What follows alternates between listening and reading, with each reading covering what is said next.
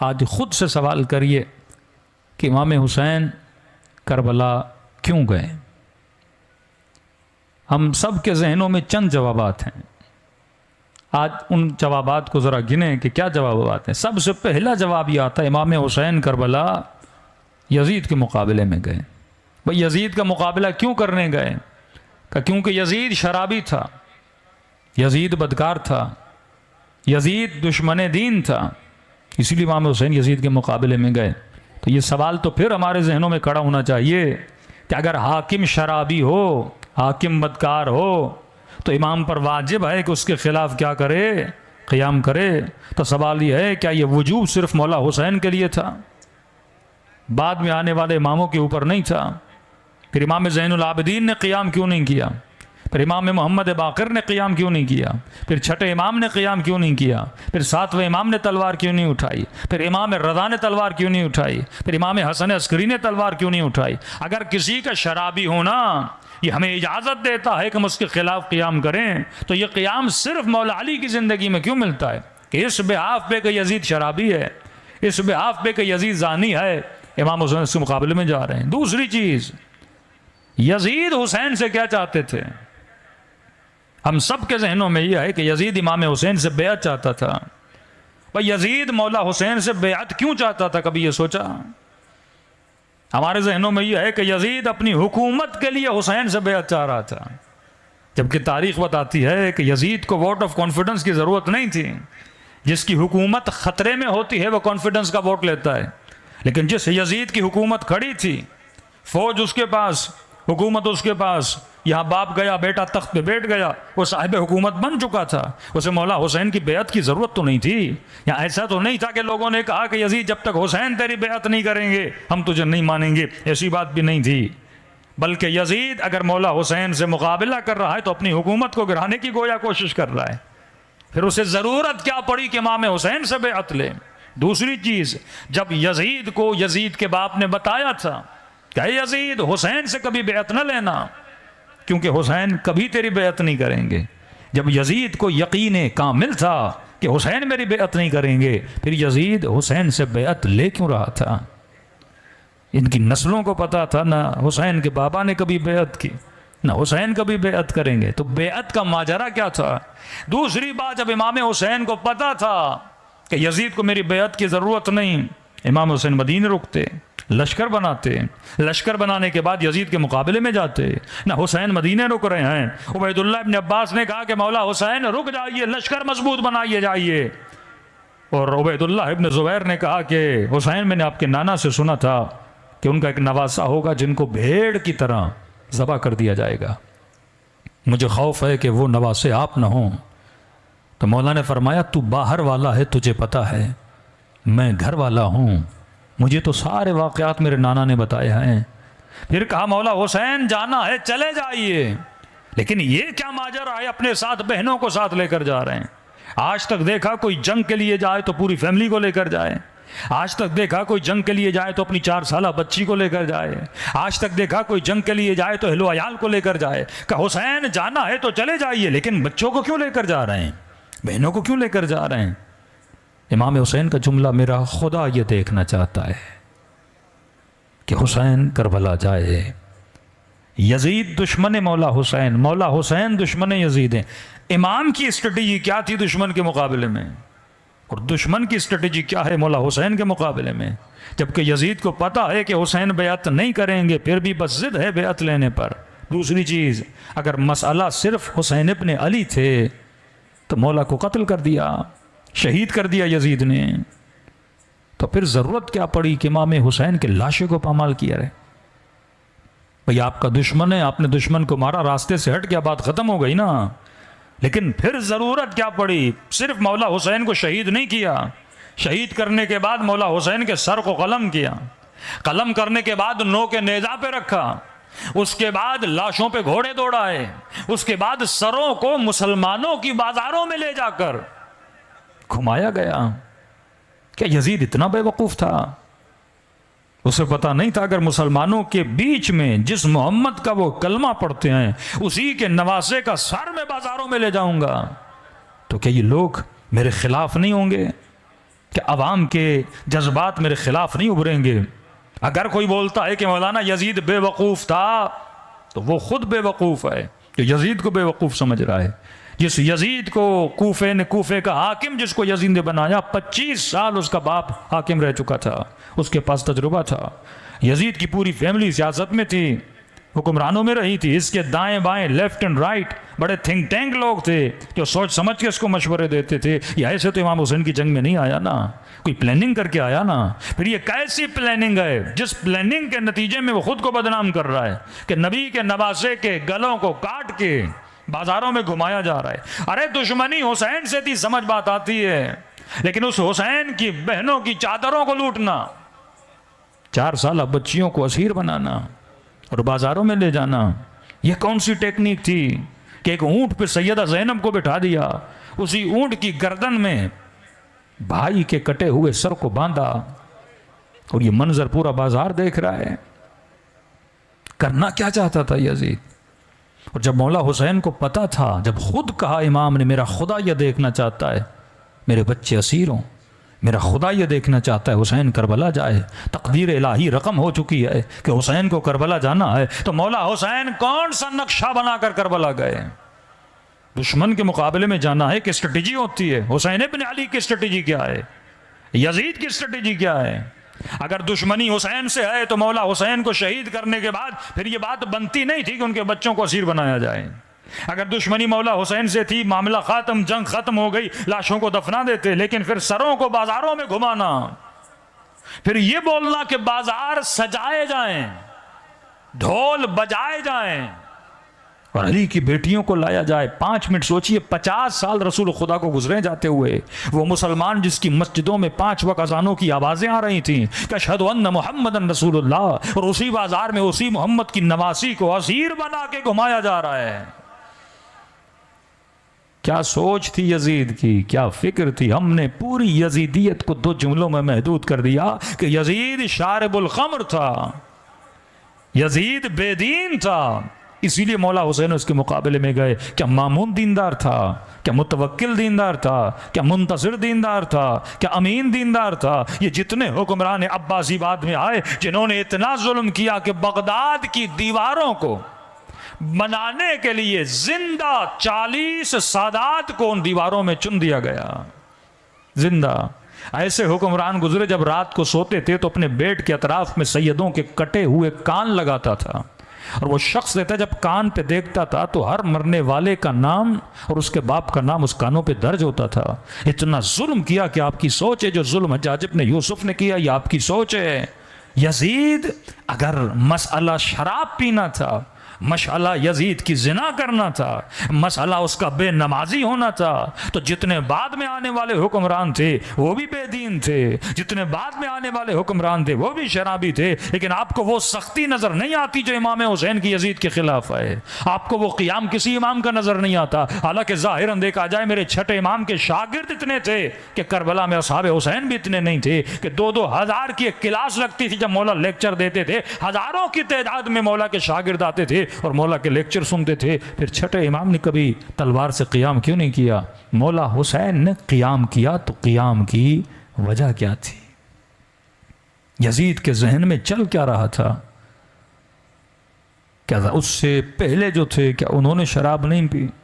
आलम यह था बनी उमैया के हाकिमों का, ये सुन्नत की किताबों में मौजूद है कि शराब पीकर नमाज पढ़ाते। और आलम बदबख्ती ये था कि जब लई ने 2 रकात को 4 कर दिया तो पूछने वाले ने कहा कि आपने आज नमाज सही नहीं पढ़ाई। उसने कहा क्या मतलब? कहा आपने सुबह की 2 4 कर दी। तो उसने कहा मेरा शुक्रिया अदा करो, मैंने कम तो नहीं की ना, इजाफा करके ही पढ़ाया है ना। और इस कदर शराब पी के नमाज पढ़ाते थे कि उल्टियां मुसल्लों पे करते थे, मस्जिद को अपनी गंदगी से नजस कर देते थे। यह आलम था। ऐसे ही बात में आने वाले हुक्मरानों का यह आलम था। लेकिन हमें नहीं मिलता किसी और इमाम ने तलवार उठाई हो। हुसैन क्यों तलवार उठा रहे हैं? जरा सोचो। अगर यजीद की फिक्र को समझना है ना तो यजीद की शेर व शायरी पढ़ लो। यजीद का प्लान क्या था? यजीद का प्लान यह था, वो बरमला मिंबर पे जाके 2 जुमले बोलता था कहता था ला वहयुन नज़ल, न कोई वही आई, न जिब्राइल आया, न कोई कुरान आया, ये वो ढोंग था जो बनु हाशिम ने रचाया।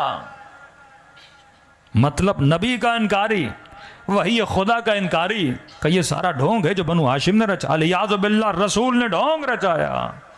अलियाज़ु बिल्लाह, अली ने ढोंग रचाया। कोई कुरान नहीं, कोई खुदा नहीं। अब यजीद अपनी सोच को अवाम तक कैसे लाए?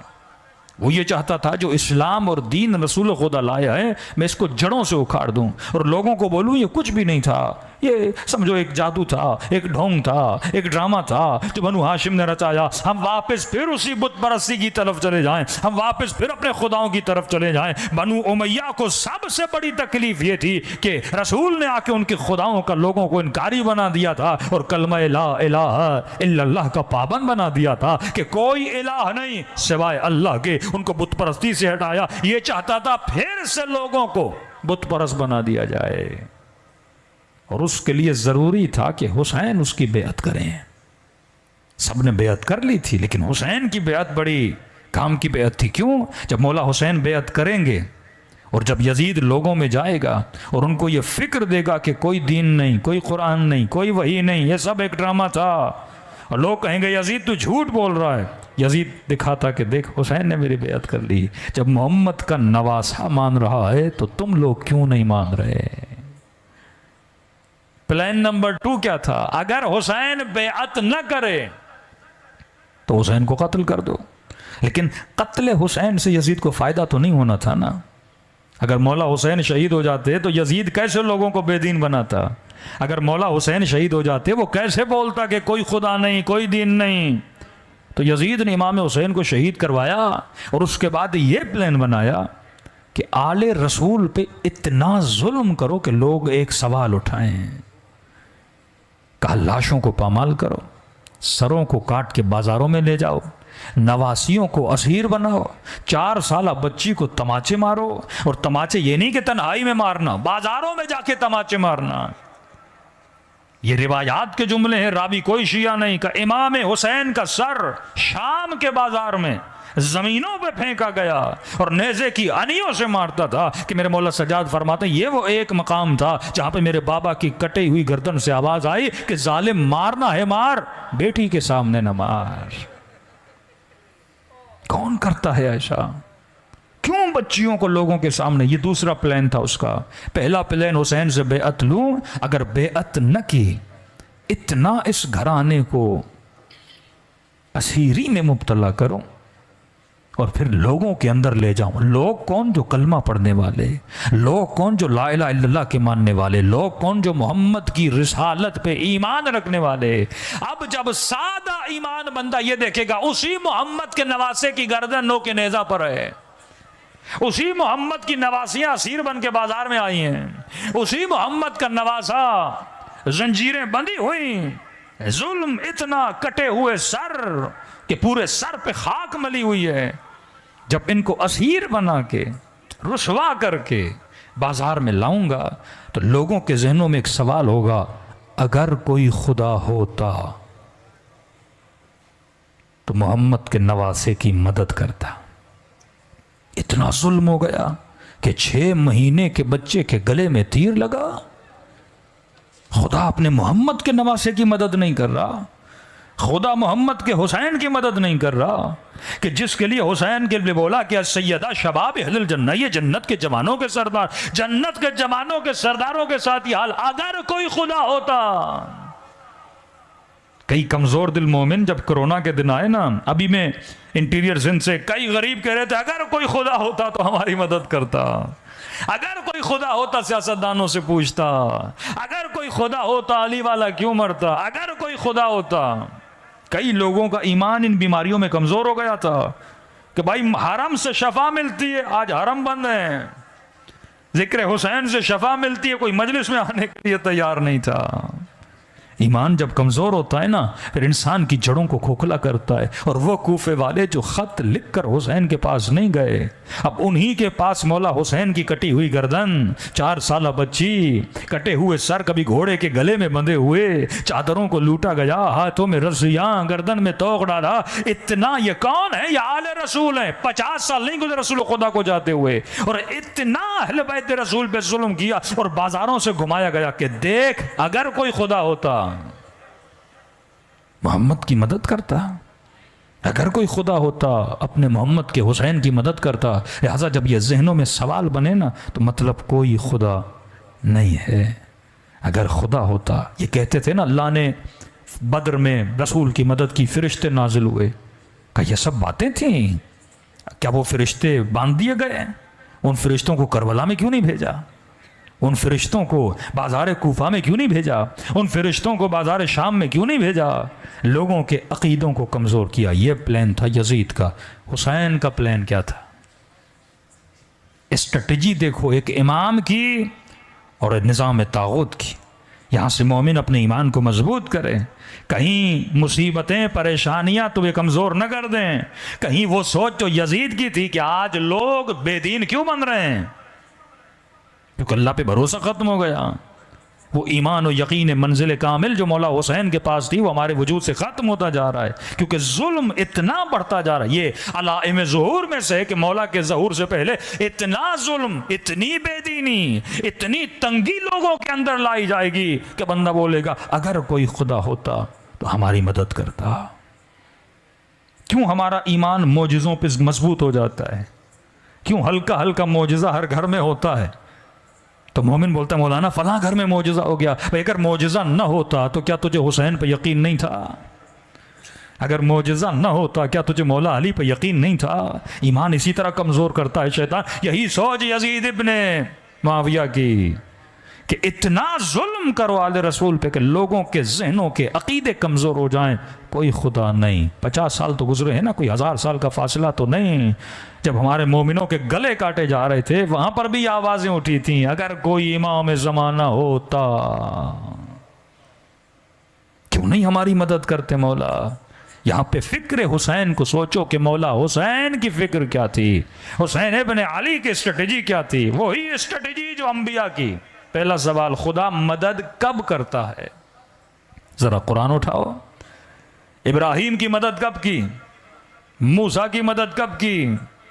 ईसा की मदद कब की? अल्लाह की एक सुन्नत है और खुदा की सुन्नत कभी बदलती नहीं है। वो वैसे मदद करता है जैसे अंबिया की मदद की, औलिया की मदद की, वैसे ही खुदा इमाम हुसैन की मदद करेगा। किस तरह मदद की अल्लाह ने इब्राहिम की? जरा कुरान तो पढ़। पूरी आग भड़काई गई, इतनी ज्यादा आग थी कि इब्राहिम को फेंकने में भी उनको तकलीफ हो रही थी। अब कहा करें तो क्या करें? शैतान ने मशवरा दिया कि मंजनीक बनाओ, उस मंजनीक में अल्लाह के नबी को डालो और मंजनीक के जरिए इब्राहिम को आग में फेंका जा रहा है। मैं कहूँ परवरदिगारा, तूने सिंध में इतनी बारिश बरसा दी, इसका एक हिस्सा इब्राहिम की आग पे बरसा देते, दुश्मन की लकड़ियों को गीला कर देते, ना आग लगती, ना आग भड़कती, ना तेरा नबी उस आग में गिरता। अल्लाह की आवाज़ आई, नहीं, वो अपनी स्ट्रेटजी करता है, मैं अपनी स्ट्रेटजी करता हूँ। उसूल खुदा है, खुदा दुश्मन को पूरी छूट देता है। अल्लाह की आवाज़ आएगी, आए फिरऔन, आए निमरूद, तू जितना जोर लगा सकता है लगा ले।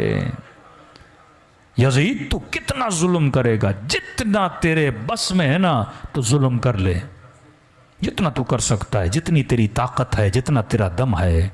ये सियासतदान समझते हम चोरी करेंगे, पकड़ नहीं, अल्लाह छूट दे रहा है। क्या तू जितना कर सकता है कर, फिर मेरा वार एक ही होता है। का अल्लाह की बड़ी अजीब स्ट्रेटजी, खर्चा दुश्मन से करवाता है, खर्चा दुश्मन से करवाता है, एनर्जी दुश्मन की लगवाता है, लश्कर दुश्मन का जमा करवाते हैं। बिल्कुल ऐसे है कि नून लीग जलसा करे, नारा खान का लग जाए, मेहनत पे पानी फिर गया ना। कई लोग हैं ना, यानी मेहनत करते हैं, खर्चा होता है, पूरी गेम उनकी क्या हो जाती है, उलट जाती है।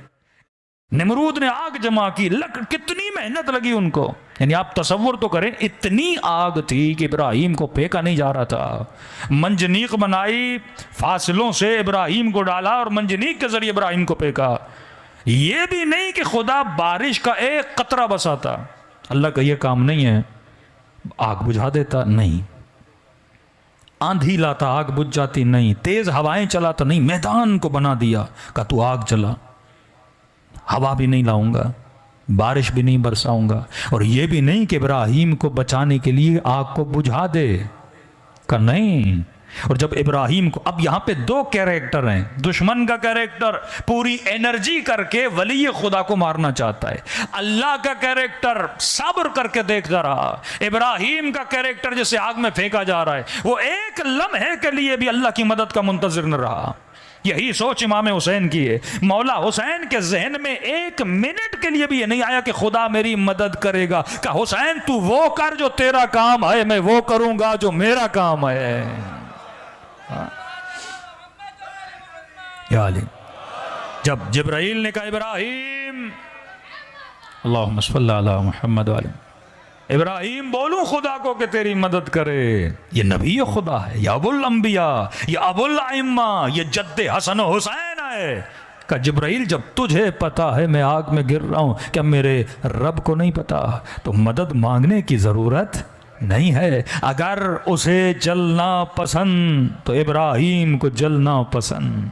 अगर वो बचाने पे आए, बचा सकता है, इब्राहिम बचने पे राजी, इब्राहिम उसकी रजा पे राजी है। यही जुमला करबला में हुसैन ने कहा कि रिजन बिरजा व तस्लीमन ले अमरे, ऐ खुदा बस तू देखता जा, अगर तू राजी है तो हुसैन भी कदमों को बढ़ाता जाएगा। एक लम्हे के लिए हुसैन इब्न अली मदद खुदा के मुंतजिर नहीं थे, क्योंकि हुसैन कुरानी उसूलों पे चल रहे थे कि इन्नल्लाह मअस्साबिरीन, खुदा किन का साथ देता है? जो मुसीबतों में सब्र करते हैं। इस उसूल कुरानी पे मौला हुसैन को यकीन था। लेकिन खुदा ने इब्राहिम को कैसे बचाया? जैसे आबे निमरूद में इब्राहिम को फेंका गया तो आवाज आई या नारू कूनी बर्दन व सलामा, आग को बुझाया नहीं, कि तेरी गर्मी भी गर्मी रहे लेकिन इब्राहिम को न जलाना।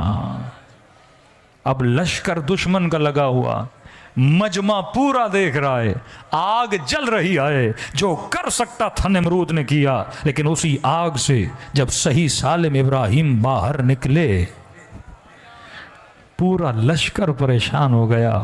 मेहनत उसने की, कितना काम करता हजरत इब्राहिम ये पूरा मजमा जमा करने में, मजमा दुश्मन ने लगाया, नारे इब्राहिम के लग गए। ये खुदा का काम है। काम दुश्मन एनर्जी लगाता है, आखिर में फतह किसकी होती है? कि कभी घबराया ना करो, इतने शिया मर गए, उतने शिया मर गए, जो करना है इनको करने दो, जितना जोर लगता है लगने दो। कभी का इनकी मजलिस में जाना बिद्दत है, कभी का इनका न्याज खाना हराम है, कभी कलम के नीचे से गुजरोगे निकाह बातिल है। नुकसान हमारा नहीं कर रहे थे, अपनों के निकाह बातिल कर रहे थे। फ़ायदा फिर भी मौलवी का हो रहा था ना, उनके मौलवी का, हमारा तो कोई फ़ायदा था भी नहीं। यानी नुकसान वो अपना कर रहे हैं, एनर्जी लगा लगा कर। आज वो सारी चपेड़े उनके चेहरे पर पड़ रही हैं, जब उनकी नस्लें, उनके बुड्ढे बोल रहे हैं कि पूरी जिंदगी तूने हमारे निकाह बातिल की, आज पता चला निकाह बातिल था ही नहीं। पूरी जिंदगी तुमने हमें झूठ बोला, आज मीडिया से साबित हो गया, शियों की मजलिसों से साबित हो गया, इनकी मजलिसों में ऐसा कुछ नहीं होता। बातिल कितना उभरेगा, बिल आखिर हक उभर के वापस आ जाता है। तो खुदा की एक स्ट्रेटेजी है, वो इन द एंड एक ऐसा काम करता है कि दुश्मन की सारी मेहनत पे पानी फेर देता है। पहले दुश्मन के चेहरे को जाहिर करता है कि देख तेरा दुश्मन कैसा था। वल्लाह अगर करबला ना होती ना, बनी उमैया का चेहरा लोगों पे जाहिर ना होता। आज भी लोग यजीद के कसीदे पढ़ रहे हैं। अब तसव्वुर करो, यजीद अगर अपनी यजीदियत न करता, वो मुसलमानों का कोई पांचवा या छठा खलीफा भी बन जाता, ये अकीदा इनका हो जाता। इमाम हुसैन ने उसके चेहरे को जाहिर किया। फिर आते हैं हजरत मूसा, ये कुरानी किस्से हैं, हदीस नहीं है। कुरान कहता है मूसा, और हदीस लफ्ज़ कुरान है खीफतन, जब जादूगरों को बुलाया, मतलब पूरी दुनिया से उसने जादूगर जमा किए, किसे शिकस्त देने के लिए? मूसा को शिकस्त। वो मूसा अकेला, मजमा जमा, गांव जमा, जादूगर जमा हुए। ऐसे तो बनी इसराइल ने ईमान नहीं लाया ना, मूसा को बड़ा टाइम लगता। सारे जादूगरों को जमा किया, रस्सियां फेंकी, सांप बने। कुरान कहते हैं हजरत मूसा डर गए, अरे खुदा मैं क्या करूं? अल्लाह ने कहा घबराओ नहीं, इतने सांप बने। अल्लाह ने कहा जो लकड़ी तेरे हाथ में से फेंक दे। एक लकड़ी ने सारी मेहनतों को निगल लिया। एक लम्हे में खुदा ने किसे जिताया? हज़रत मूसा को। हज़रत ईसा सारी मेहनत की, खुदा ने शक्ल को बदल के ईसा को आसमान पे उठा दिया। यजीद का भी एक प्लान था, खुद करबला के मकाम पे स्ट्रेटेजी थी ना कि करबला में इमाम हुसैन को रोका जाए, किसी और जगह पे क्यों नहीं? कहीं अगर शहर में मौला को शहीद करोगे शायद शोहरत हो जाए। हुसैन को वहाँ शहीद करना जहाँ जंगल हो, जहाँ एक सहराई ज़मीन हो, जहाँ पे शहीद करके दफन करके वापस आ जाना। दुनिया को क्या पता कोई हुसैन आया था, कोई नबी का नवासा आया था। अब आज 40 के दिनों को देखो और अल्लाह के मोजज़े को समझने की कोशिश करना। अल्लाह की आवाज़ है, यजीद तू जो कर सकता है करो, फिर खुदा देख क्या करता है। यजीद जिस जगह को तूने हुसैन के जंगल बनाया था, जिस जगह को तूने हुसैन का मक्तल बनाया था, एक जंगल को तूने हुसैन का मक्तल बनाया, मैं भी तेरा खुदा नहीं अगर उसी जंगल को मोमिन के लिए जन्नत न बनाया। मेरे मासूम फरमाते हैं हुसैन इब्न अली की कुर्बानी, जब सर काट दिए गए, लाशों को पामाल कर दिया गया, अब सर था नोके नेज़ा पर, और इसमें लोगों के जहनों में इबहाम डाला कि अगर कोई खुदा होता नबी के नवासे की मदद करता ताकि लोग मुनकिर परवरदिगार आलम बन जाए। फिर इमाम सजाद फरमाते हैं इसी असना में, इसी लहजात में जब लोग ये सोच रहे थे अगर कोई मोहम्मद होता, अगर कोई खुदा होता तो अपने नबी के नवासे की मदद करता, कि इसी दरमियान हुसैन की कटी हुई गर्दन ने कुरान की तिलावत करना शुरू कर दिया। दुश्मन की मेहनत पे पानी गिर गया, कलीसा में सर गया, सर से नूर निकलना शुरू हो गया। जहां जहां खून के कतरात गिरते गए वजारत का बनती गई। हर साल वो खून ताज़ा होकर अपने वजूद को बताने लगा। कभी अंधों को शफा मिलने लगी। जिस जिंदान में सैलानियों को रखा गया तो बीमार बच्ची गुजरती ना, उसे शफा मिल जाती। क्योंकि शाम में रश लग गया, जितने मासूर थे वो अपने बच्चे आके जिंदान की दीवार पर रख लेते। लोगों ने कहा क्या हुआ? का पता नहीं इस दीवार में ऐसा क्या है, या बच्चा सर रखता है उसे शफा मिल जाती है, या नाबीना को शफा मिल जाती है। ऐसा था क्या कि जब मुझसे निकलने लगे तो खुदा जब जवाब देता है तो अपने हिसाबो किताब से जवाब देता है। दीन खुदा में जल्दी नहीं, खुदा रुसवा करता है तो ऐसा रुसवा करता है आज तक यजीद खड़ा नहीं हो सका।